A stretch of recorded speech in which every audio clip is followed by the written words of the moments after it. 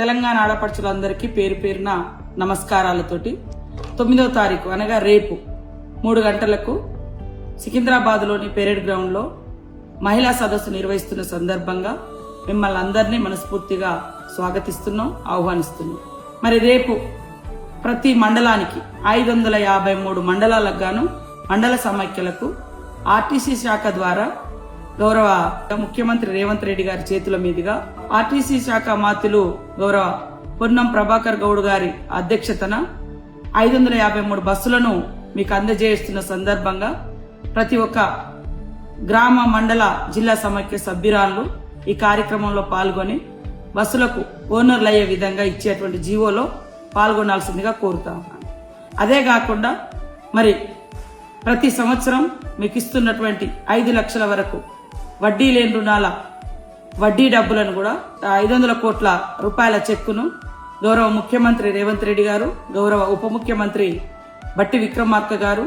సహచర మంత్రులు, అధికారులందరి సమక్షంలో 500 కోట్ల మీ వడ్డీ డబ్బుల యొక్క చెక్కును కూడా మీ అందరి సమక్షంలో మీకు అందించుటకు గాను ఈ సభకు అందరూ వచ్చి విజయవంతం చేయాలని కోరుతాము. అదే కాకుండా అత్యంత మరొక సంతోషకరమైనటువంటి విషయం, మహిళలను ఆర్థికంగా ఉన్నతవంతులను చేయడం కోసం ఈ ఇందిరమ్మ ప్రభుత్వం, కాంగ్రెస్ ప్రభుత్వం, రేవంత్ రెడ్డి గారి ప్రభుత్వం మహిళల పక్షాన నిలబడి మహిళలను కోటీశ్వరులను చేయాలన్నటువంటి సంకల్పంలో మరొక మైలురాయి ముందడుగుగా 5 లక్షల వరకే పరిమితమై ఉన్నటువంటి వడ్డీ లేని రుణాలను 10 లక్షలకు పెంచుతూ తీసుకొస్తున్నటువంటి జీవోను కూడా రేపు మీ అందరి సమక్షంలో ప్రారంభిస్తున్న సందర్భంగా ఈ యొక్క సమావేశంలో, ఈ యొక్క సభలో పాల్గొని ఈ యొక్క ఏదైతే 5 లక్షల నుంచి 10 లక్షల వరకు వడ్డీ లేని రుణాలు ఇచ్చే జీవోను, అదేవిధంగా 553 బస్సులను మండల సమైక్యలకు ఇచ్చేటువంటి ప్రారంభోత్సవ కార్యక్రమం మన ముఖ్యమంత్రి గారు చేస్తున్న కార్యక్రమం, అదేవిధంగా